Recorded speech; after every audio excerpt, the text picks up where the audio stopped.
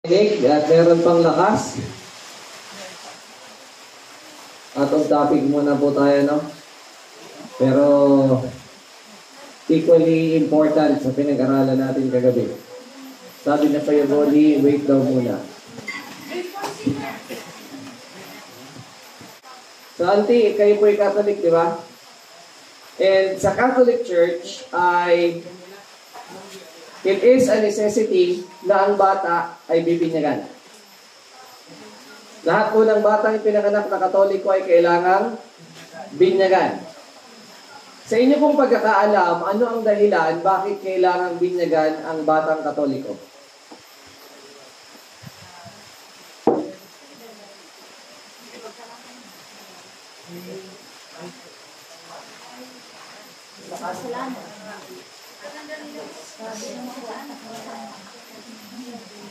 Anong meron sa bata? Bakit kailangan siyang binyagan?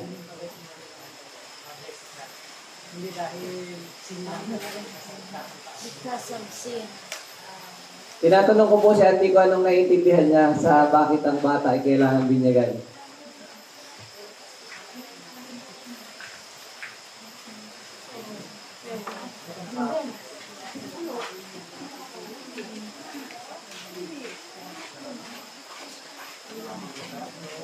Ano na po? Ano daw nila, bakit sila nagpapakito yan sa bata? Sa pagkaintindi niya po, opo. Sa pagkaintindi niya, ay para yung bata ay maging Christian. Okay, para maging Christian. So a lot of, even Catholics today, doesn't really understand the reason behind the baptism of the child. So ang itinuturo lang, kailangan ang bata maging Kristiyano, kaya kailangan siyang binyagan. But behind that, there is a doctrinal reason po. The doctrinal reason why a child should be baptized immediately is because meron siyang inanang kasalanan ni Adan, and that is called the doctrine of original sin. So sa Catholic teaching po, the sin of Adam was transferred to his children. So kung lahi tayo ni Adan, kung tayo ay tao, tayo ay nagmana ng original sin, so therefore ang bata ay kailangang binyagan. Ano po ang implication nito? Kung ang lahat ng anak ni Adan ay merong kasalanang minana galing kay Adan, si Kristo ba ay anak din ni Adan? Yes. So in order for them to solve the problem of original sin, the Catholic teaching invented the so-called Immaculate Conception. Ano yung Immaculate Conception? Para si Kristo ay hindi magmana ng sinful nature ni Adan, kailangan si Mary, bago niya isilang si Kristo, ay merong holy nature. So therefore, ang human nature ni Christ sa Katoliko is not sinful, but rather holy, because Mary herself was holy, and now she is called the Queen of Heaven. That's why when Catholic pray, Holy Mary, Mother of God, pray for us sinners. Now, is Mary the Mother of God, or Mary is the mother of the Son of Man? Because Jesus was the Son of God before He came here to earth, but He became the Son of Man when He was born of Mary. So Mary is not the mother of God, He is the mother of the Son of Man. Ito yung lilinawin natin. And sadly, pumasok ang doktrinang ito sa Adventism by teaching that babies are born sinners. So any baby that is born sinner. So in order for Jesus not to be born sinner, there must be something different in the human nature of Christ. But sad to say, they do not articulate it properly. It will always be hidden behind something na daming paliwanag, pero hindi nila sasabihin that the main reason na ang baby ay may kasalanan, na ang baby ay born sinner because minana niya ang kasalanan ni Adan. Because that is the doctrine of original sin. So, ito po usaping ito ay hindi matatapos ng isang gabi. Hindi ito matapos ng isang araw. Kung lahat ng detalye nito ay ating aaralin, we can talk about it a lot, several days, even months. Kapareho lang po ito ng Trinity Doctrine.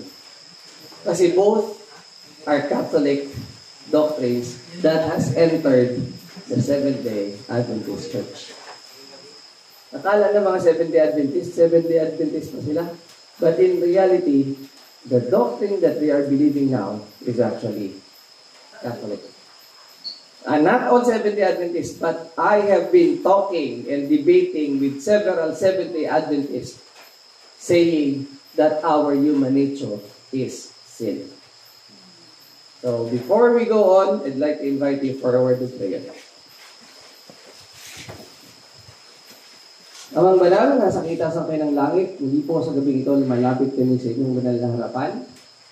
Humihiling na bigyan kami ng bukas na puso't isipan upang aming maunawaan ng lubos ang usaping ito at huwag kaming madala sa pandarayan ng kaaway. Nawa po ang mga aming babasahin at pag-aaralan ay may tanim sa aming puso't isipan upang matutunan namin ipagtanggol ang katotohanan at huwag kaming madaya sa anumang reasoning na ginagamit ng mga naniniwala sa doktrinang ang bata ay ipinanganak ng makasalanan. Pakalinisin kami sa lahat na pagkukulang pagkakasala sa pangalan ng Jesus. So, kagaya kagabi, ano nga po ang safeguard natin? Where can we find safety? Unless? In the Word of God. Unless we forget. Be it in the doctrines ng the last 50 years. Di ba ulit-ulit yung last 50 years?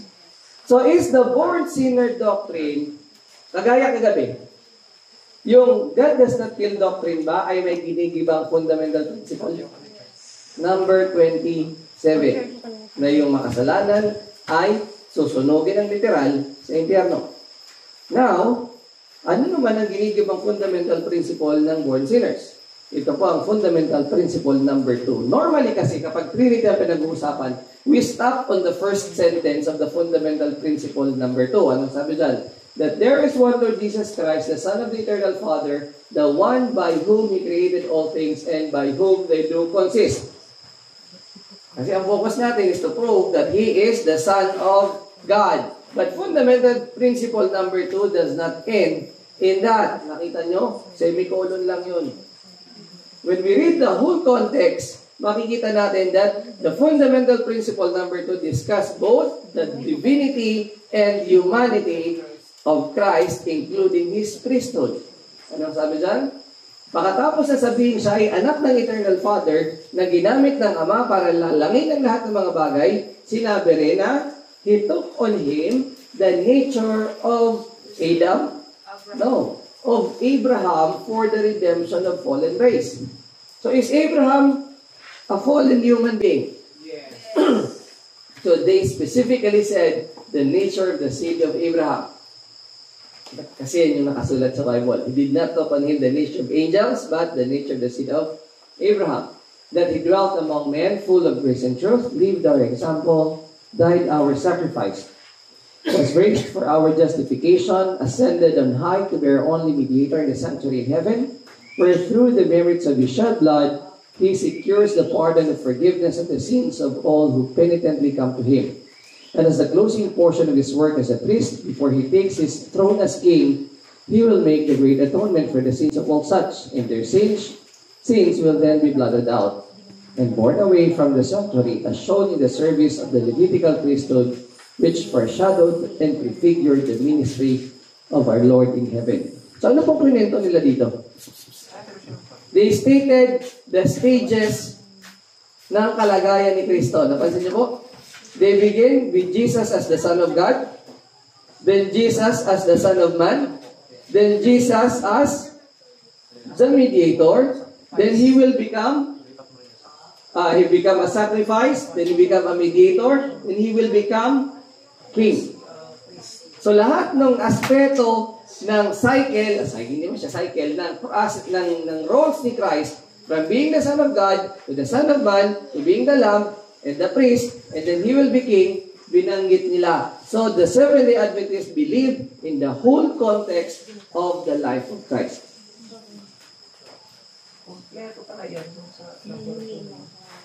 And most of the Adventist people do not realize that how the foundation was laid.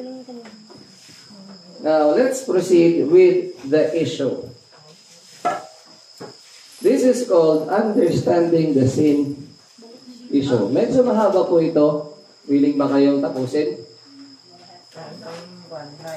Ilang slide kaya? 72. 1 minute per slide. Now, understanding the sin issue. Sabi sa Jeremiah 17 verse 5, "Thus saith the Lord, cursed be the man that trusteth in man, and maketh flesh his arm, and whose heart departeth from the Lord." Huwag tayong magtitiwala sa tao sapagkat tayo'y susumpain. Ito ang comparison ng salita ng Diyos at ang salita ng kaaway.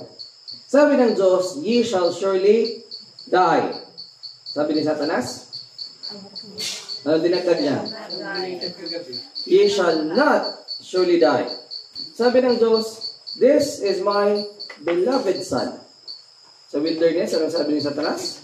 "If thou be the Son of God." Now, God said through the prophet, the transgression of the law is the only definition for sin. But there are people today, maybe they are unknowingly believing that the belief that sin is more than the transgression of the law is directly contradicting the statement that the transgression of the law is the only definition for sin.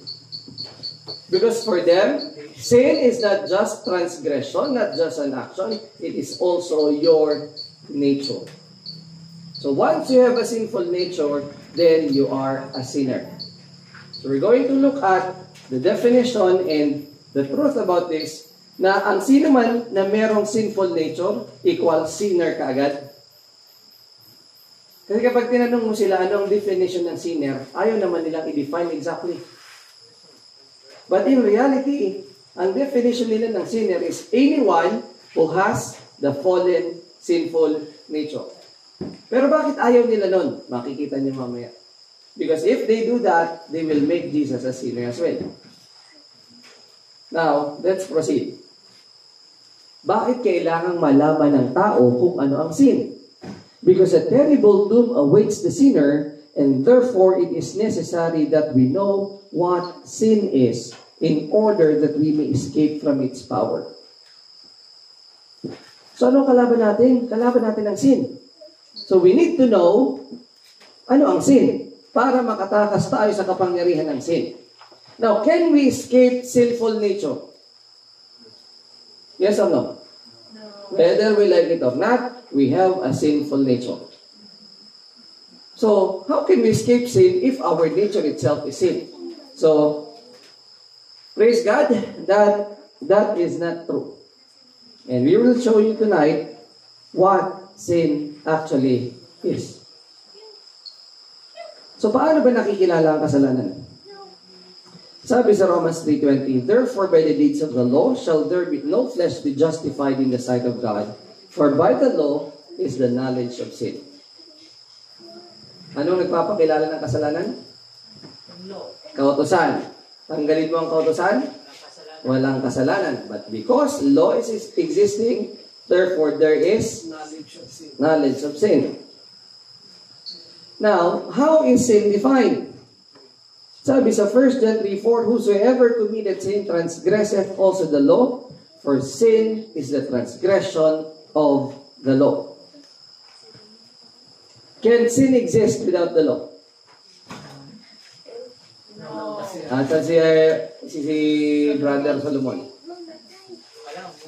Nako, pa namang death is sin ang kasama dito sa discussion na to. Can sin exist without the law? Sabi sa Romans 5:13, "For until the law, sin was not in the world, but sin is not imputed when there is no law." Habang wala ang kautusan, ang kasalanan ay wala sa libutan. Subalit ang kasalanan ay hindi ipinapataw kung walang kautusan. Meron ka bang lalabagin kung walang patakaran? Walang paglabag. Saka lalabagin kayo walang patakaran. Okay na nga. So without the law, there is no sin. That's why the strength of the sin, the law is the strength of sin. Because without the law, there is no sin. But the law is not sin. The law defines sin. Now, what law contains the basis of sin? Kasi maraming batas. Merong, ano yan? Natural law. Merong ceremonial law. Merong civil law. So what defines sins? What law contains the basis of sin? Included sila sa statutes. Yeah, but still, ano ang nagdi-define ng sin? Moral law. Sabi sa Romans 7:7, I had not known sin, but by the law. What law? For I had not known lust except the law had said, thou shalt not covet. So the law that defines what sin is the law that contains the law that said, thou shalt not covet. At kagaya sabi ni kay Wendell kanina, it is called the moral law. So what is sin? Transgression of the 10 commandments. Because the 10 commandments has the command, thou shalt not covet. So malinaw po ba? Wala tayong paligoy-ligoy. We're always straight to the point. Anong law ang nagdi-define ng sin? Yung law na nagko-contain ng thou shalt not covet. Now, balik tayo. Ilan ang definition ng sin? According to inspiration, now if you have Ellen G. White writings with you can search only definition for sin. And you will have dozens of statements na sinasabing the only definition for sin that we have in the Bible is that it is the transgression of the law. Now, I'm really amazed how people say they believe Ellen White and at the same time will say, but transgression of the law is not the only definition for sin. Because as you can see, the Bible said, to him that knoweth to do good and doeth it not, to him it is sin. So how can it be transgression of the law? Because if you know something that is good, then what is good? The good is obeying the law. So if you don't obey the law, you are transgressing the law. So it's not another definition for sin. It's another way of saying that it is transgression of the law. Whatsoever is not of faith is sin. So what is faith? Faith cometh by hearing, and hearing of the Word of God. And what does the Word of God says? The Word of God is the law of God. It contains the law of God. So therefore, if you are not, anything that is not of faith is sin because it is contrary to the Word of God. So it's not another definition for sin. It's still another way of saying that sin is a transgression of the law. Now, people would like to twist a lot of Bible verses. I hope I can still tackle later on. Wala sa presentation ko, pero Sa akin, nandito. bro, okay na yan. Nakatanggang na dyan lang. Ay, yung una pa lang, sin is the transgression of the law. Okay. Yung nature ni Christ kasi. How many sin does the law condemn? Sabi dyan, the law condemns all sin and requires all virtue. So all sin is condemned. Naunahan mo lang sabihin ko sa all. Now, here's the basic question. We have more. Do we sin because we are sinners? Or we are sinners because we commit sin? Number one. Hindi ko yung goli pa. Sigurado ka pa yung goli, ha?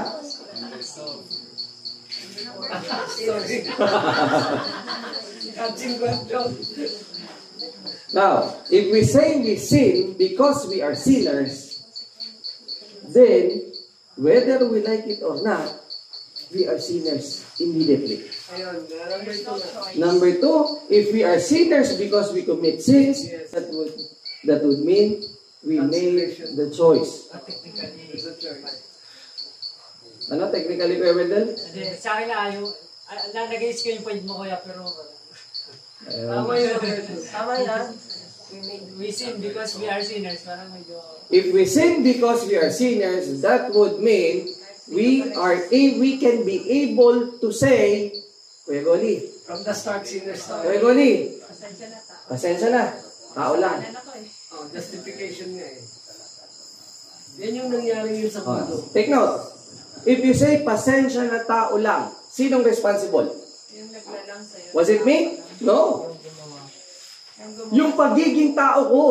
Kaya ako nagkakamali kasi tao ako. Nagkamali yung gumawa sa'yo. And that is justification of sin. Eh ngayon, bakit ka tao? Kasi magulang mo tao. Babalik. Kanino? Kay Adan. Ba't ka nagkasala? Babalik sa Diyos. Yung babae kasi.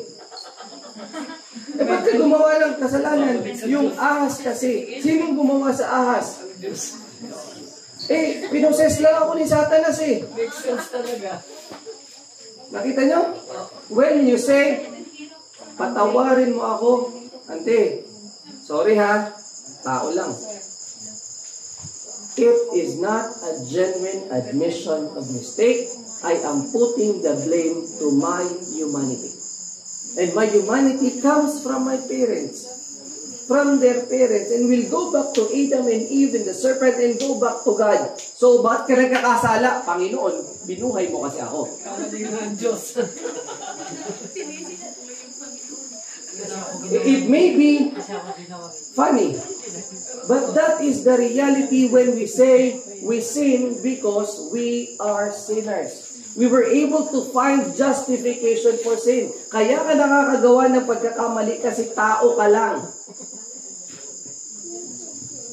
Hindi mo kino-consider na kaya mong ginawa ang pagkakamali dahil pinili mong magkamali. When you say, I'm sorry, I did wrong, put a stop on it. Pero when you say, pasensya na, nakagawa ako ng pagkakamali kasi Si Satanas kasi. Inuso kasi Pura naman. Temptation is not a sin. Temptation is not a sin, yielding to temptation is sin. Kahit gaano pa kalakas yung tukso, pag hindi ka nagpadala, hindi ka magkakasala. So therefore, sin will always be a choice. Now, let's see how sin comes in. But everyone is tempted when he is drawn away with his own lust and enticed. So there is something in us that responds to sin. That responds to temptation. And when we respond to temptation, then, ano mangyari? Then when lust hath conceived, it bringeth forth sin, and sin, when it is finished, bringeth forth death.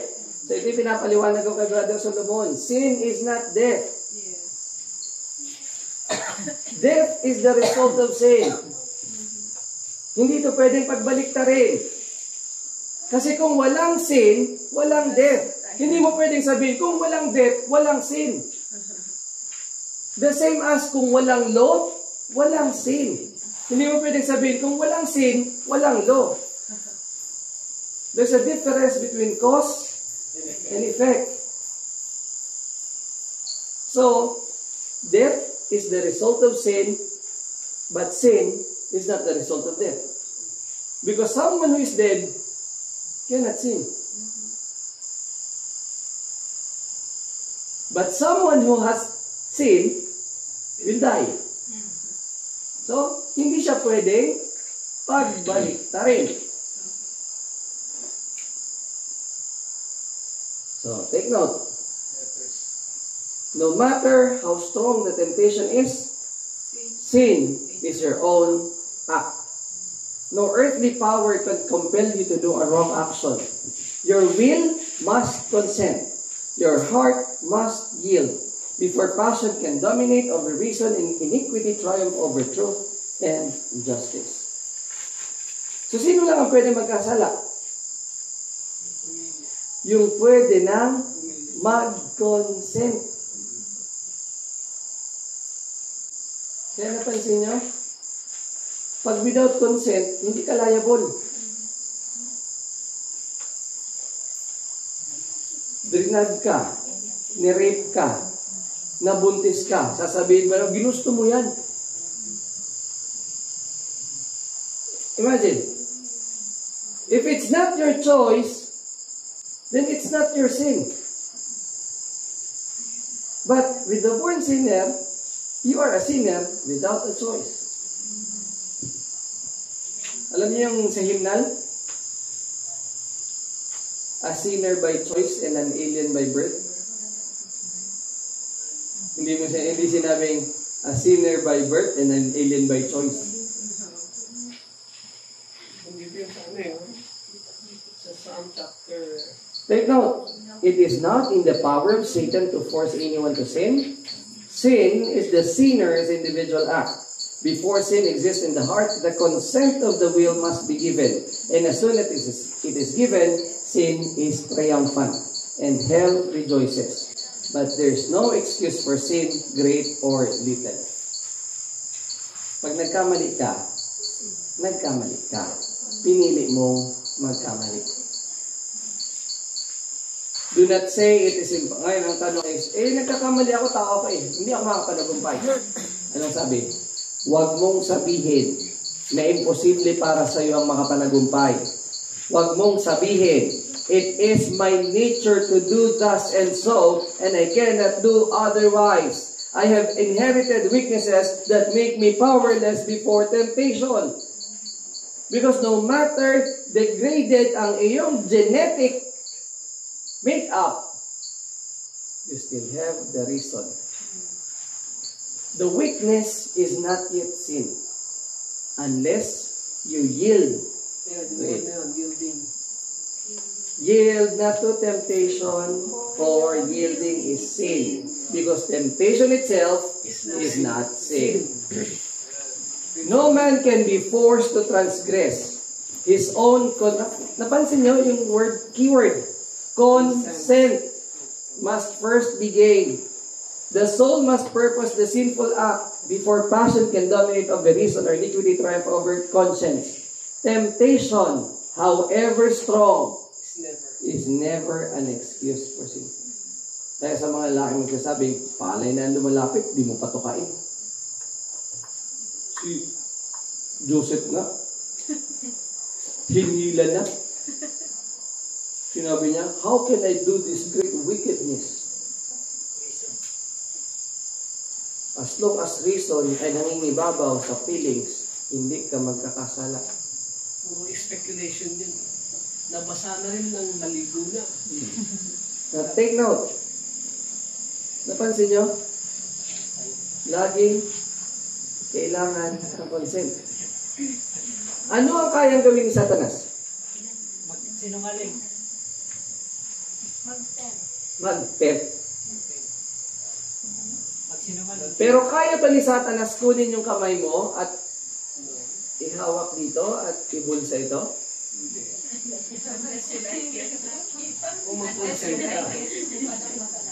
So, what he will do is tell you na kapag kinuha mo yan, magiging masaya ka. Magkakaroon ka ng ganito. And then, matatouch mo ang iyong desire. Oo nga, pwede kong gawin ito pag meron ako niyan. Ginawa na kay Eve. So, you cannot even blame Satan. Alam mo yung bully? Yung bully, siya ang cause ng pag-aaway sa school. Pero pag nagsuntukan yung dalawa, hindi siya kasali doon. Wala siyang dala. Sige nga, pitikin mo nga yung tenga niya kung lalaki ka.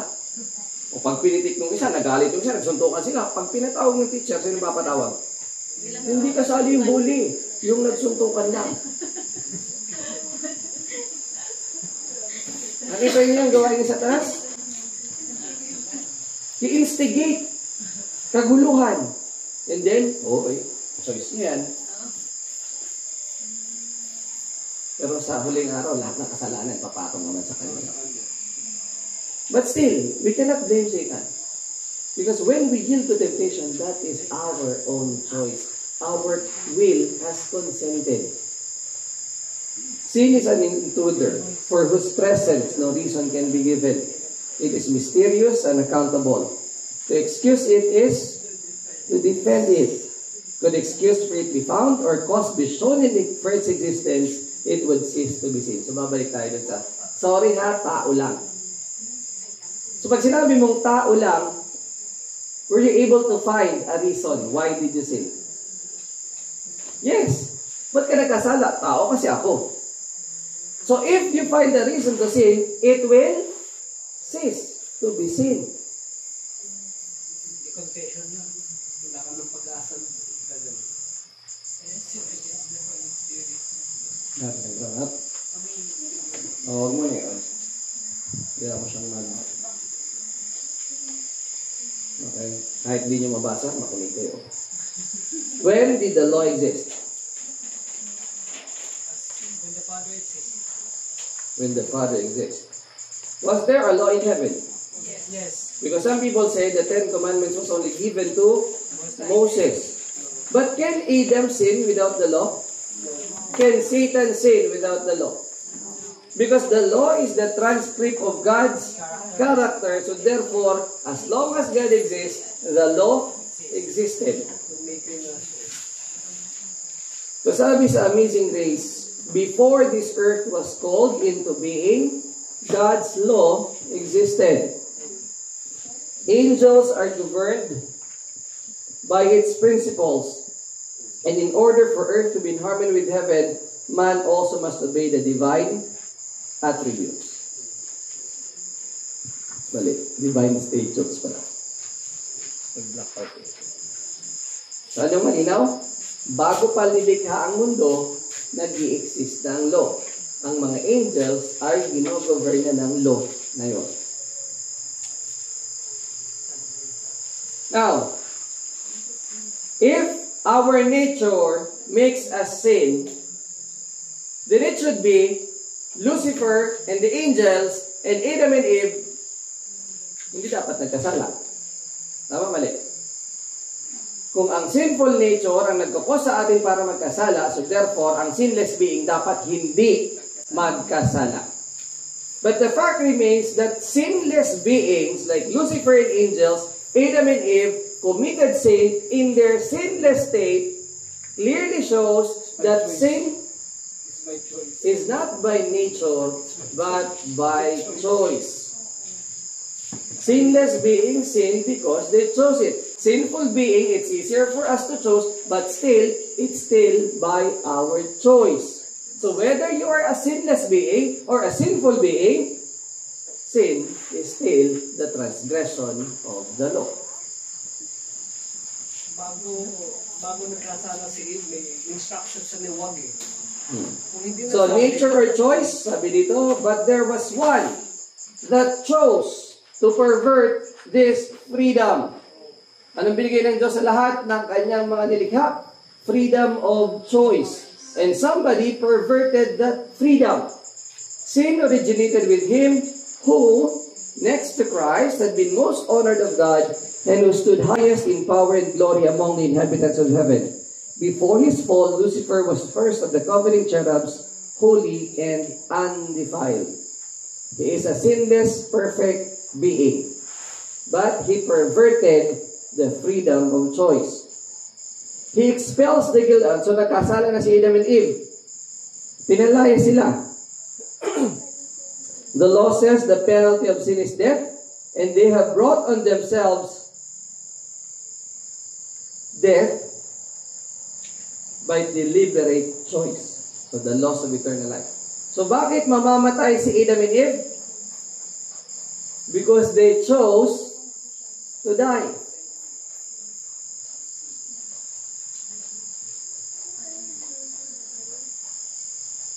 Well, aware ba si Adam na kapag kinain niya yung fruit, mamamatay siya? So clearly, it is a deliberate choice. Parang kasal yan, kapatid. It is a deliberate choice. Sasabihin mo, shotgun marriage. Arranged marriage. Iba yung arranged marriage. But you still have a choice. Pwede mong suwayin na magulang mo kung in-arrange yung marriage mo, but some customs are like that. But the point is, sin still is a choice. Balik-balik mo man. Kaya ang sabi dito sa Great Controversy, it is impossible to explain the origin of sin as to give a reason for its existence.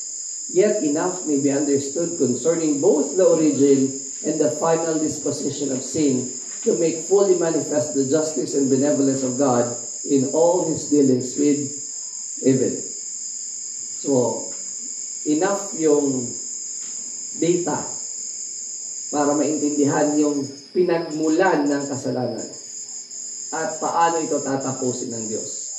Nothing is more plainly taught in Scripture than that God was in no wise responsible for the entrance of sin, that there was no arbitrary withdrawal of divine grace, no deficiency in the divine government that gave occasion for the uprising of rebellion. So pwede bang sisihin ng Diyos? Bakit may kasalanan? Kasi ginawa niya si Lucifer. Binigay niya ng freedom of choice. So, walang pagkukulang ang Diyos. Sin is an intruder for whose presence no reason can be given. It is mysterious and unaccountable. To excuse it is to defend it. Could the excuse for it be found or cause vision for its existence, it would cease to be sin. Binasa natin ito kanina. And again, our only definition of sin is that given in the Word of God, it is the transgression of the law. It is the outworking of a principle at war with the Greek love, which is the foundation of the divine government. Mga kapatid, hindi ba tayo ay pinanganak ng disconnected sa Diyos? Na-encounter mo ito, Wendell? Born disconnected? So, are we really born disconnected with God? So what separates us from God? Sabi sa Isaiah, but your iniquities have separated between you and your God, and your sins have hid His face from you that He will not hear. Hindi ko na idugtong dito. Merong mga nagre-reason out. Magkaiba daw yung sin, iniquity, and transgression. May mabasa kasing talata na iniquity, sin, and transgression. Alin sa tingin nyo ang pinakamadala sa tatlo? Anong meron sa iniquity? Pusa mong inisip. Iniquity is the malice. Yung transgression and sin, yung action. But iniquity is the malice behind the action. Kaya sabi kay Lucifer, Iniquity. thou wast perfect in all thy ways. Still, iniquity was found in thee. May action na? Wala pa? Wala pa. Iniquity pa lang. But that iniquity led to the action. Ano yan nasa Matthew chapter 5 din, na yung about yung pinalawak ng Panginoon ang Ten Commandments. Kasi sa mga Hudyo, na ang thou shall not kill is yung literal na pumatay ka ng tao. Pero pinalawak ng Panginoon na sabi niya, Magalit ka lang. kung magalit ka lang, ay nagkasala ka sa Ten Commandments. Kasi without the action, pero na-develop na sa mind mo Na iniquity. yung iniquity. Ang ganda niya ng understanding. Katulad din niya ng Seventh Commandment na Tumingin ka lang na may pagnanasa. Nagkasala ka na. nagkasala ka na because na-develop na dito. Kaya nga, sin starts here. Kaya nga naandun pabalik-balik choice Pero here. babay tayo. Starts here, it means choice. Iniquity is the malice. That would mean you thought about it. You choose to... So, Kuya Ray, walang nagsuggest kay Lucifer. Pusa lang na Kaya nga ang sabi, it is, ano yun? Whose presence no reason can be given. It is mysterious, unaccountable. So kung meron mang inimbento si Lucifer, yun ang kasalanan. Yung pagpili niya. Now, kung sin at iniquity ang nagsiseparate us from God, can babies do iniquity and sin? Wala. If sin and iniquity involves choice, pwede na bang gawin ng bata yon? So, Ay, Kuya Ray, sorry lang po. So, in conclusion, iniquity equivalent sa transgression. transgression is the act. Ah, Iniquity is the malice. but we can reconstruct na they are equal sa essence. Not necessarily. In general, they are called sin. Yeah. But iniquity is the malice, transgression is the act itself. Pero You cannot have iniquity without transgressing the law. Para masabi nating sin baga. Because even malice, even thinking of killing someone is an action of the mind. Verb yun. Verb yun, thinking. Pero, excuse me, no? Nadi-discuss ko lang yung kanina eh.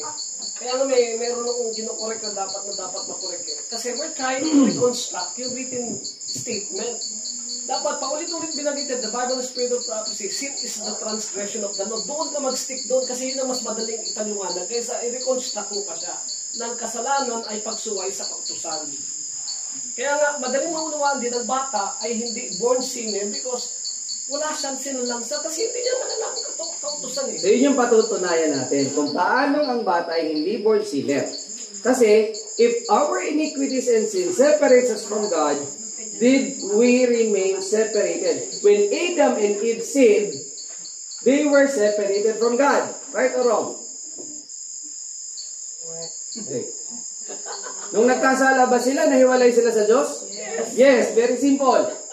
But, nanatili ba doon ang kalagayan nila? Why? By transgression, man was severed from God. The communion between them was broken. But Jesus Christ died upon the cross of Calvary, bearing His body the sins of the world, and the gulf between heaven and earth was bridged by that cross. Eh, paano yan? Nung AD 31 lang siya namatay. Noon lang ba nabayaran yung sin? Tandaan natin, Jesus is called the Lamb, slain from the foundation of the world. Kailan nagkaroon ng Savior? As soon as there was sin. When Adam and Eve sinned, dapat mamatay sila. Ba't di sila namatay? Because Christ stepped in. I will bear the punishment. Not on that very moment, but after 4,000 years. But naka-pledge na yung kanyang buhay para siya ay mamatay para sa lahat ng nagkasala. And all that dwell upon the earth shall worship whose names are not written in the book of life because He is the Lamb slain the foundation of the world. Ang ganda. Now, what happened after Christ offered Himself? Did they remain separated from God? Anong sabi? A great and infinite sacrifice has been made that man may have another trial. God provides that man may have another probation, and His efforts to keep the law are made acceptable through Christ. So, let us put it this way. Sa mathematics, meron tayong neutral, merong subside ko, positive, ito yung negative. Sa inyo, baliktarin nyo lang. O, illustrate ko sa side nyo. Neutral, positive, negative. Okay? So, when Adam and Eve were created, nasaan sila? Nasa neutral or nasa positive? Nasa positive because they were created in the image and likeness of God. Immediately, they were holy. But when they sin, saan sila napunta? Nandito na sila. Negative. Anong ginawa ni Christ? He took the penalty. Saan sila napunta? Sa positive ulit? Not yet. Sa neutral. Paano sila pupunta sa positive? Doon papasok yung righteousness. He that doeth righteousness is righteous. So therefore, Adam and Eve must do righteousness para mapunta sila sa righteous side. But they were placed in a position where they will start on a probation. And every single human being born was born on that same probation. Mamaya, i-explain ko pa yan. Adam and Eve were given a probation in which to return to their allegiance. O, di ba? Dati silang kasundo ng Diyos. Nagkasala sila. Binayaran ni Kristo. Yung kasalanan nila, inilagay sila sa kagitna, sa probation. Which to return their allegiance and this plan of benevolence, all their, pansinin nyo, sino ang napunta doon sa probation?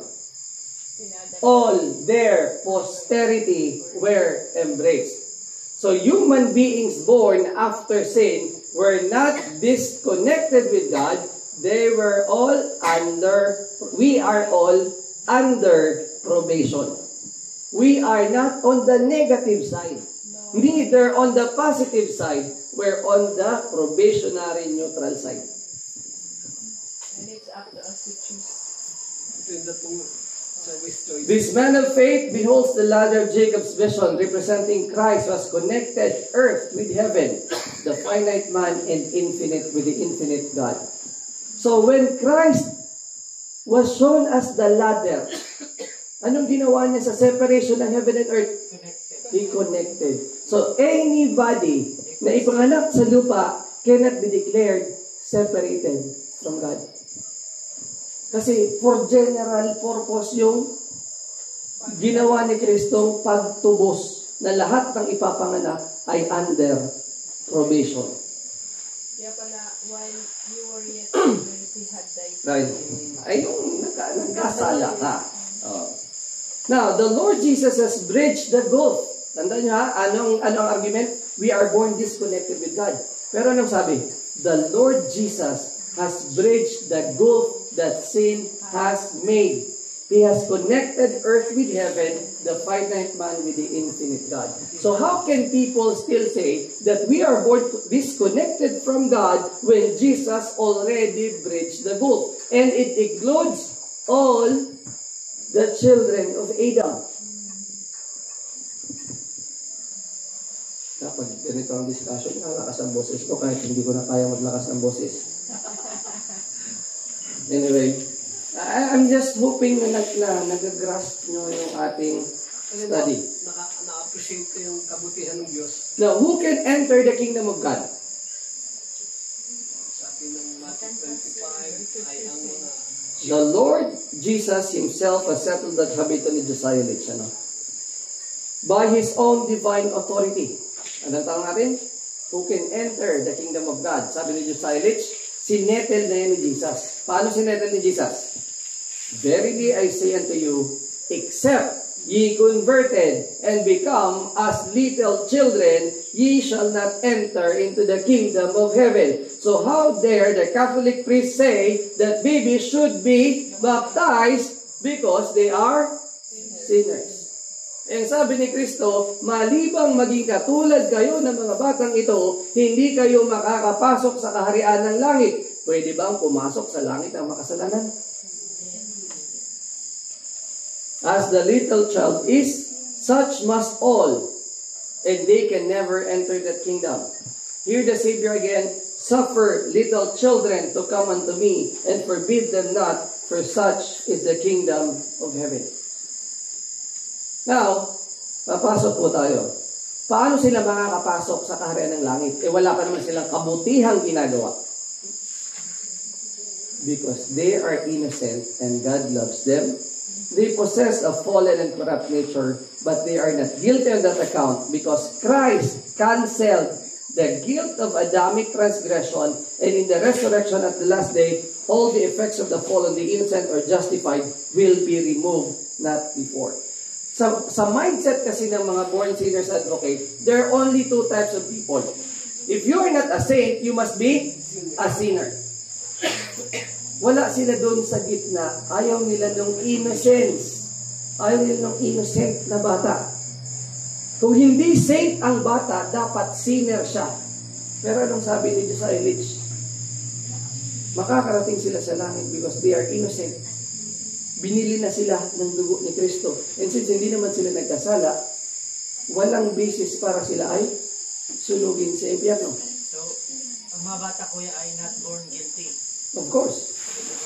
Kaya nabasa If they are not born guilty, then they are innocent. That's kaya it. kung nabasa yun na ang angel mismo nga ang magbibigay ng mga mamaya tayo doon. Ay, nandun, sorry, nag-advance. Now, tanong, pwede bang makarating sa langit lahat ng anak, even ng unbelievers at ng mga wicked people? Sabi ni Sister White, whether all the children of unbelieving parents will be saved, we cannot tell. because God has not made known His purpose in regard to this matter. And we had better leave it where God has left it and dwell upon subjects made plain in His Word. Huwag mo nang problemahin. Dahil hindi naman sinabi. Pero may mga bata bang makakarating sa langit?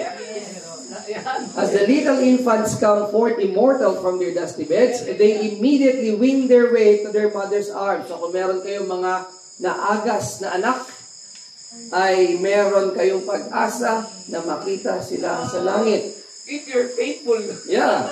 They meet again, never more to part. But take note, many of the little ones have no mother there. So, they will, yan yung understanding. We listen in vain for the rapture song of triumph from the mother. The angels receive the motherless infants and conduct them to the tree of life. So, bakit may motherless infants? We can only speculate. Wag na. Basta sinabi. We can only speculate, but we cannot be sure. Because we can see the possibility. The possibility would be, during the time na ipinanganak siya, the mother is faithful. Kaso, later on, nag-backslide. O pwede rin, maraming pwede, pero the point is, there will be motherless infants, but not hindi rin sinabi na lahat ng mga anak, even ng unbelieving parents, ay maligtas. Kasi alam natin that the faith of the believing parents cover the children. So yung possibility na kaya sila ligtas kasi nung pinanganak sila, believer yung kanilang parent. So may possible na may mga baby na hindi rin maligtas? Meron. Okay. Kasi hindi naman sila, ito nga sabi ni Sister White, whether all, we cannot tell. So that's possibility. All we can have is possibility, not certainty. But the point is, if children are sinners, one thing is sure, they will not enter heaven. Wag lang tayo mag-venture doon sa maaring speculation. So let's have a definition of terms. Sinful. Dictionaries offer as a meaning of the word suffix full, to have a tendency toward. He took upon his sinless nature our sinful nature, that he might know how to succor those that are tempted. Sinless. Dictionaries define suffixless as meaning without and incapable of. Thus, a fearless person is not capable of feeling fear, or a remorseless person is not capable of feeling remorse. And a sinless nature is not capable of sinning, which is actually not correct. Why? Because even a sinless nature can still commit sin. Diba? But when we say sinless, not affected by sin. Now, let's compare. He took upon himself human nature and was tempted in all points as human nature is tempted. He could have sinned, he could have fallen, but not for one moment was there in him an evil propensity. So, whether Christ, anong nature meron si Christ? Na pwede siyang masin, pwede siyang matempt. Diba? As God, He cannot be tempted, but as man, He was tempted like as we are. What is sinfulness? The dictionary defines suffixness as meaning a state of being. In Him was no guile nor sinfulness. Pansin nyo ha? Wala siyang sinfulness, pero meron siyang He was ever pure and undefiled, yet He took upon Him our sinful nature. So Christ does not have sinfulness in a sinful nature. So if sinful nature itself is sin, and that makes us sinner because we have a sinful nature, anong mangyayari kay Kristo? He will become a sinner. And what's the solution of the Catholic Church? No. To change the nature of Mary so that Jesus will be born without the sinful nature. Advantage siya. So He has an advantage. Kaya, bakit si Kristo nakasunod? Diyos kasi siya eh. Sinasabi rin ng Adventist yan. Ngayon. Taking the nature, what nature? Sinful nature, but not the sinfulness of man. Sinlessness is a state of being. Ellen White didn't hesitate to apply this term. So, sabi ni Sister White, everyone who by faith obeys God's commandments will reach the condition of sinlessness in which Adam lived before his transgression. In taking man's condition, man's nature in its fallen condition, Christ did not in the least participate in sin. So anong nature meron siya? Fallen, sinful nature, but did not participate in sin. Therefore, he is not a sinner, though he possessed a sinful nature. We should have no misgivings in regard to the perfect sinlessness of the human nature of Christ. So Christ, in his sinful nature, has perfect sinlessness. So, yung tinutukoy po na sinful nature, yung physical status niya. No, everything in his human being. Ano ba ang what is nature? Likas. Ha? Physical, mental, moral powers. So brain, bone, and muscle, and mind. He has the mind of a human being. Kasi yung born sinners teachers ngayon, they give the human nature of Christ a mindless humanity. Kasi meron siyang divine mind, wala siyang human mind. Hindi nga siya magkakasala. Hindi siya magkakasala. So meron siyang physical body, human body, pero yung mind niya ay divine mind. Dapat maklear yun. So we need not place the obedience of Christ by itself as something for which he was particularly adopted by his particular divine nature. Ito yung sinasabi na, ba't siya nakasunod? Diyos kasi siya. Bakit daw hindi natin dapat ilagay yung obedience ni Christ? Dahil may divine nature siya. For he stood before God as man's representative and was tempted as man's substitute and surety. If Christ had a special power which it is not the privilege of man to have, ano sabi? Satan would have made capital of this matter. Ba't siya kasunod? Diyos siya eh. Ikaw hindi ka makakasunod kasi tao ka. If Christ has that advantage, then Satan will just say, madaya ka. Tama ako. Hindi talaga makakasunod ang tao. So kaya ka lang nakasunod kasi gumamit ka ng bagay na hindi pwedeng gamitin ng tao. The work of Christ was to take from the claims of Satan his control of man. And he could do this only in the way that he came. A man, tempted as a man, rendering obedience of a man. Not as a God, but as a human being. Kaya nga perfect substitute. Take note. Ito, mahalaga itong quotation to Kuya Sword. The obedience of Christ to his Father was the same obedience that is required of man. Man cannot overcome Satan's temptations without divine power to combine with his instrumentality. So, anong ginawa ni Christ? Ginamit niya yung sarili niyang power? No. Sabi diyan, so with Jesus Christ, he could lay hold of divine power. Pinanghawakan niya yung kapangyarihan ng kanyang Ama. So all the miracles of Christ was not by his own power, but by faith in his Father. Kaya bang bumuhay ng patay ang tao?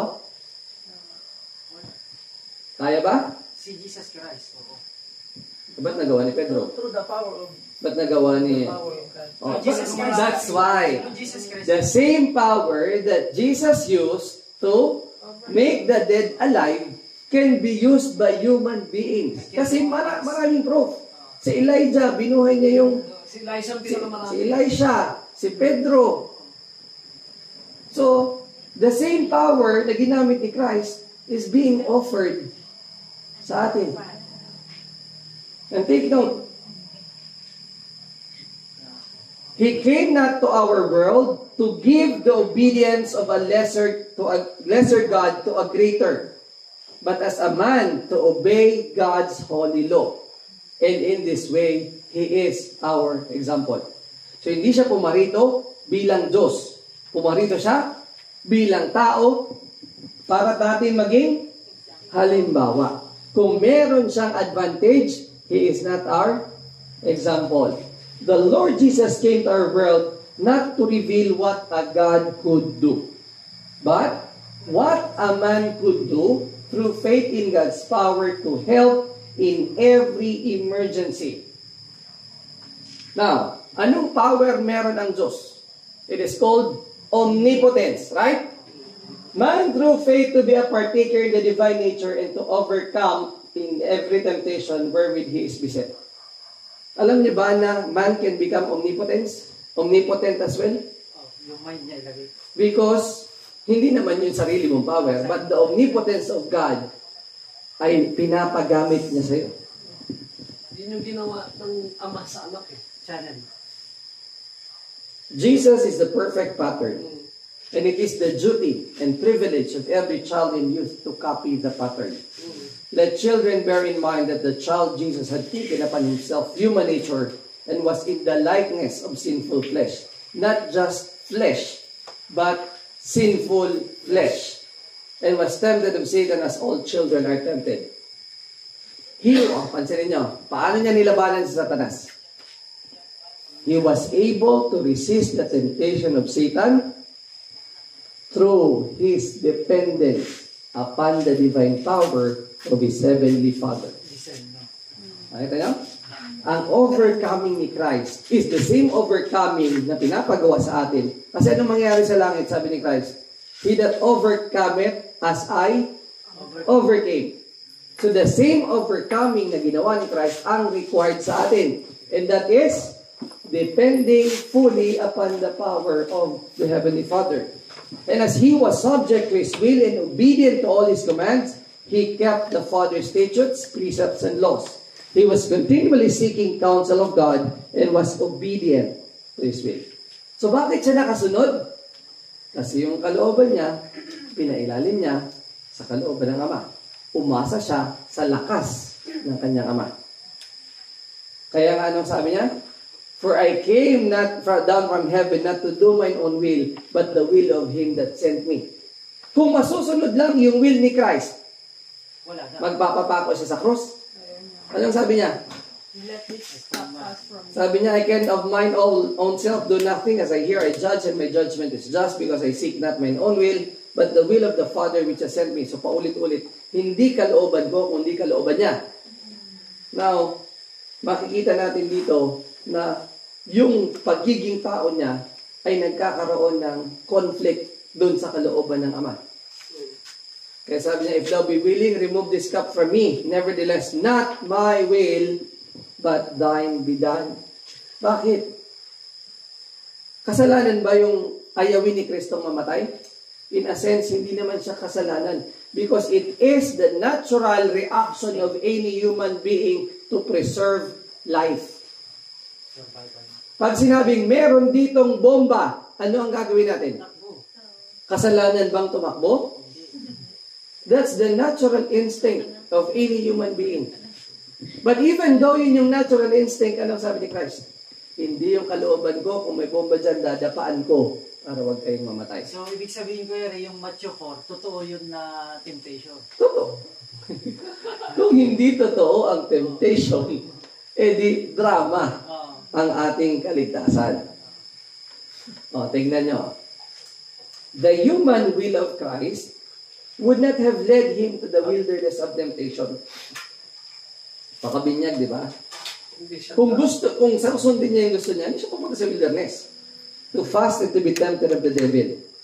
It would not have led him to endure humiliation, scorn, reproach, suffering, and death. Kaya ang sabi niya, if it is possible, let this cup pass from me. Bakit? Ayokong mahirapan. Alam niya rin. Di ba? Ayokong mapahiya. His human nature shrunk from all these things as decidedly as our shrinks from them. So yung kanyang sariling pagkatao ay nakikipaglaban doon sa gustong mangyari ng Diyos. At kung susundin niya yung kanyang kalooban sa pagiging tao, yung natural tendency ng tao na iligtas yung kanyang sarili, ang gagawin niya. But, anong sabi dito? He endured the contradiction of sinners against himself. So alam niya yung pagbabaka na nangyayari sa loob natin na meron tayong dapat gawin, pero meron tayong gustong gawin. The contrast between life and the character of Christ and our life and character is painful to contemplate. What did Christ live to do? Simply, it was the will of His Heavenly Father. Christ left as an example and we should follow in His steps. Ito yung tanong, are we doing it? Bakit pag self-denial and self-sacrifice na pinag-usapan, marami ang umaayaw? Kaya nga ang sabi, just that which you may be, He was in human nature. So take note, if Christ begin in holy side, and we begin in sinner side, may advantage o wala? Meron agad. So the only way Christ will be just like us, Hindi siya dito magsisimula. dito siya magsisimula sa neutral. Kailangan niyang mag-develop. Si Kristo ba nung pinanganak? All-knowing? Anong sabi ng Bible? And Jesus grew in wisdom and knowledge and favor with God and man. Paano kaya yun? Knowledge. Pinaliwanag na rin like yan. Dito meron ako yan. Hindi siya all-knowing. Hindi niya alam lahat. He has to be taught. He has to learn what he has taught. He has to relearn. Now, ayaw nila itong innocent. Yung mga born sinners, ayaw nila ang innocent. Eh kasi diba, sabi, thy holy child Jesus. Eh holy na siya. What makes him holy? What? Submission. His human nature? Submission. Or his divine nature? Nabok by spirit siya, hindi sa flesh siya. Natin, pagkapanganak niya, pinag-uusapan ko din. Jesus is called that holy thing. Yun daw. So why is he holy? Sinless. No. Sinless siya. Sinless siya in what way? Choose not to sin. Ay isa, hindi kang intindi. Sabi niyan kasi, If Jesus is born holy, and we are born sinner, may advantage wala? Meron. So kailangan magkaroon tayo ng parehong sa neutral. Ay kaso ang sabi, that holy thing. So kung holy siya, hindi siya neutral. O nga ano, take note, ilang nature meron si Christ? Dua. Nawala ba yung divinity niya nung naging humanity siya? No. So it was blended. So that holy thing, because he has the divine nature. But his human nature is the same with us. Neutral. Innocent. Doesn't know left and right. So, kapag hindi natin naintindihan yon, kaya maraming nahuhulog doon. Yung reasoning na yon. That holy thing. Holy siya, tingnan nyo. So, nung pinanganak siya bilang tao, holy na siya. So, ibig sabihin, nung pinanganak si Jesus Christ, binigyan siya pa rin ng power to choose. Siyempre. Na free will. Siyempre. Yun yung neutral. Siyempre. Yung humanity niya. Yung humanity niya yon. Oh, yun. Eh bakit siya holy? Kasi hindi naman nawala sa kanya ang divinity. Pero ginamit ba niya yung divinity? Hindi. And actually, it is more difficult. Bakit? Pwede naman yan. Kasi kaya mong gamitin, pero pag ginamit mo, sira ang plan of redemption. So he has to control himself from using his own power. Kailangan niyang dumepende sa Ama kasi the moment gamitin niya yung sarili niyang kapangyarihan, tapos na ang usapan. Where's boy? Pag kinidnap yung anak mo at diniman sa'yo ng 1 million, kaya mo bang mag-produce ng 1 million? Binta niya yung bag. Depende. Depende kung yung mahal ko na ako. Sige nga, papangalanan ko. Si Hester yung anak mo. Pag sinabi mong hindi mo mahal, susumbong kita. Ayan. Reality passport. Sa ngayon, halimbawa sa ngayon, nakidnap yung anak mo at nagdemand ng 1 million doon. So, bibigyan mo hindi. Gagawin mo yan. Okay, gagawin mo. Bakit? Ano mangyari? Kasi kaya mo. Kaya mo ibigay yung buhay. Oh, di ba? Meron ako gustong basahin sa life ni Jesus, sa description ng Desert Ages. Ang kapatid, sinusundan ko eh. Pakinggan niyo po sabi ng comment ni Ellen White sa Desert Ages, 72 paragraph 3. In the simple garb of a common laborer, si Jesus to nung bata pa siya sa Nazareth.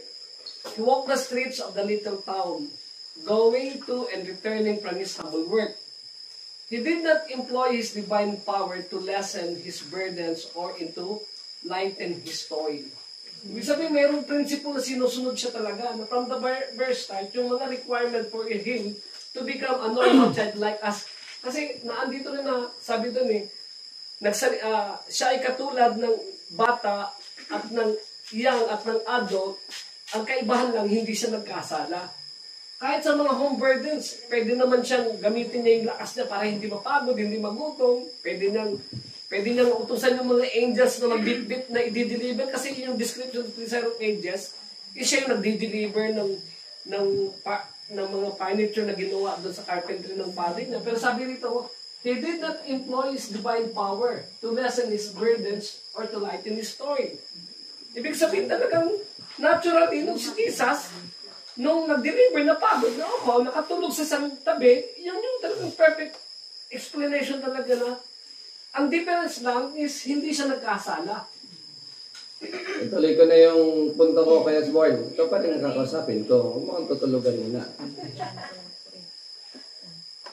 Kung sa'yo, inutos ng kidnapper, gawin mong tinapay ang batong ito. Para makuha mo yung anak mo. Gagawin ko. Kaya mong gawing tinapay ang bato? Kung kaya po. Ang tanong ko, kaya mo? Ay, hindi. Hindi. So, kahit napatayin pa yung anak mo o ibigay mo pa yung buhay mo, hindi mo magagawang tinapay ang bato dahil hiwala yun sa kapangyarihan mo. Pero yung mag-demand sila ng 1 million, kaya mong ibigay. Di ba? So, ang isang bagay na hindi mo kayang gawin is not a temptation to you. The only way Satan can tempt Jesus is because alam ni Satanas na may kapangyarihan si Kristo. He did not employ And mahirap kay Kristo na wag gamitin yung kanyang kapangyarihan kasi meron nga siya. So, para sa atin na dumepende sa Ama, dahil wala tayong kakayanan, ay mas madali kaysa kay Kristo na sa kanyang sarili, meron naman siyang kakayanan. May choice siya. Di ba? Mas may temptation na wag na ako dumepende, yung sarili ko na lang. Break the rule kasi capable ka naman. Kaya nga in a sense, nasa mas disadvantageous position pa siya kung tutusin. Gutom siya nun eh. Oo. Gusto ko lang maintindihan natin kung paanong yung dependence ni Kristo ay the same dependence na required sa atin. And take note, anong ginawa ni Kristo sa guilt ni Adam? Having taken a survey of all that would be required of him, Christ summed up the guilt to be canceled. So meron pa bang pwedeng ipasang guilt si Adan? Wala na. Because God's wrath against sin and the punishment for sin must be exhausted. So, Ano yan? Balik daw sa so Yung promise na yun. hindi pa tayo tapos. Antok na ba kayo? Meron pa tayong karugtong. Napasok tayo sa biblical questions. kaya pala ito.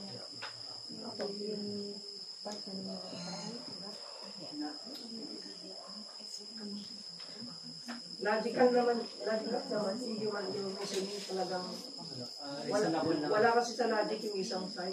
So, kung hindi tayo sinner, nang pinanganak tayo, bakit sabi sa Psalms 51 verse 5? Pakibasa sa inyong mga Bible. Psalms 51 verse 5. Yeah, he was born in iniquity and my mother did conceive me. Nag-ihi ako. So, lalo na kung ibang version ang gagamitin nyo. Sabi rito, nakaready na nga eh. Sabi rito, behold, I was shaped in iniquity, and in sin did my mother conceive me. Gusto kong basahin nyo yung ibang version pa. Ipinaglahi ako ng aking... Sa ibang version, I was born a sinner. Oh, delikado. But is it the correct translation? Hindi. So, how do we explain that? Yan. Niready ko na yan eh. So, let's get the context of Psalm 51. Yan. Kailan isinulat ni David ang Psalm 51? Nung may kasalanan na siya. Nung nagkasala sila ni Bathsheba. So therefore, his words are deeply emotional, poetic, hyperbolic, emphasizing the depth of his guilt and the corruption of the environment he was born into. He was not making a doctrinal statement about original sin, but expressing how pervasive sin is in human life. The Hebrew word for iniquity, avon. Ang avon pala ay iniquity. Can mean perversity, crookedness, or guilt. The phrase, "In sin did my mother conceive me," does not mean his mother sinned by conceiving him, nor that he personally sinned in the womb. It means he was brought forth into a sinful environment, into a fallen humanity where sin already existed. Kaya, think of this. Sino nag-comment yan? Ano po ito? Sa ating mga kaibigang ChatGPT. But it makes sense. Pero bago ka magbabigyan ng ganito, kailangan mo muna siyang i-train. Ano? So, now, isipin mo daw yung salitang, "I was born in poverty." If the baby was born in poverty, is it because he is guilty? Siya ang may kasalanan kung bakit siya mahirap? O dahil yun yung condition na nag-i-exist mula nung pagkapanganak siya? Now, if we are all thieves sa lugar na ito, at may pinanganak na baby si Angel, pwede na ba nating tawaging magnanakaw yung pinanganak ni Angel na baby pagkapanganak? So, who is a thief? Someone who steals. So, who is a sinner? Someone who commits sin. The same way na paano naging magnanakaw yung magnanakaw pag nagnakaw na siya. Magiging magnanakaw ba yung anak ni Angel? Of course. Bakit? Yung environment niya ay normal ang pagnanakaw. So, para sa kanya, normal na magnakaw. Yung possibility, mataas. O mataas yung possibility. But still, the point is, kung ma-educate yung bata, neutral siya. but nung pinanganak ang bata, anong alam niya sa pagnanakaw? Wala. So magnanakaw na siya. Kasi kahit ano ko yari, alam mo, magnanakaw yung magulang niya, tapos inampun siya ng hindi magnanakaw, o lumaki siya sa environment na hindi magnanakaw. So mag-iiba yung? Mag-iiba yung kanyang, yung kinalakihan niya. Okay? So, I hope maintindihan natin na yun yung meaning nun. Ano yung consistency ng Bible? Pwede bang manahin ang kasalanan? Anong sabi sa Ezekiel 18:20? The son shall not bear the iniquity of the father. Hindi mamanahin ng anak. Sabi sa James 1:14 and 15, sin comes when a person is drawn away of his own lust and yields to it. Therefore, sin is a choice, not a condition of birth. Romans 7:9, Paul says, I was alive without the law once, but when the commandment came, sin revived and I died. There was a time in his childhood when he was alive before personal sin. At anong sabi ni Ellen White, Patriarchs and Prophets? It is inevitable that children should suffer from the consequences of parental wrongdoing, but they are not punished for the parents' guilt, except as they participate in their sins. So, mali pala yung patakaran ng tao na pag umutang yung magulang mo, sisingilin mo hanggang sa anak. Juwas, di ba? Diba sabi nga ng Panginoon, hindi magdadala ng kasalanan yung anak. Hindi nga ginagawa ng tao. Sabi pa ni Sister White, we are not to regard God as waiting to punish the sinner for sin. The sinner brings the punishment upon himself. Every act of transgression reacts upon the sinner.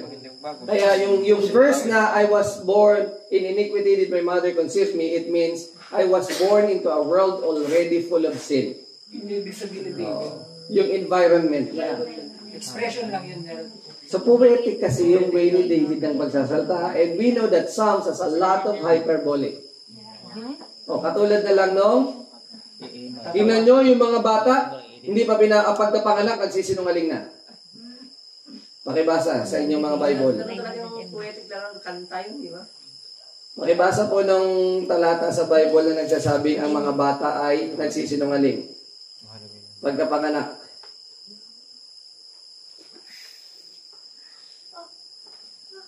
Anong version? Sa Psalms pa rin yan. Sinungaling na. Sumusuntok, pwede siguro. Psalms 58:3. Sa tiyan pa. Ano kasulat, Brad? Basahin mo. Psalms. The wicked are estranged from the womb. They go astray as soon as they be born, speaking lies. Psalms 58:3. O, tingnan nyo, kakapanganak pa lang, nagsisinungaling na. Now, if we're going to take this literally, Di ba dapat yung kasunod na verse, iti-take din natin literally? Anong sabi sa next verse? Their poison. Their poison is like the poison of a serpent. They are like the deaf adder that stoppeth her ear. So, meron na bang kaso na nanay na namatay sa kagat ng anak niya dahil merong poison kagaya ng ahas? Nagpapadedik, uy, namatay yung nanay, anong dahilan? Nakagat ng anak niya eh. May rabies. Is there a record na merong poison? At specific yung poison, kagaya ng ahas. So, can we take this literally or not? Not. Why? Because babies doesn't even know what is left or right, good or evil. So how can they lie? Hyperbole. Hindi pa nga marunong Exaggeration. Hindi pa nga makasalita eh, paglabas. Eh sabi nga, speaking lies na agad. English na ka. Di ba? Nasa kanila eh. Kinakanta natin, I fly like an eagle. I fly like an eagle. Kaya pala nagsisinungaling. May paliwanag talaga po. Sinong pugit? Kanina. Pambasa. Sinungaling ko. Sinungaling ka. Pugi ko. So, marami pang ibang mga argumento at pwede nating lahatin, pero abutin tayo ng hanggang magdamag o kung ano man. Pero ang gusto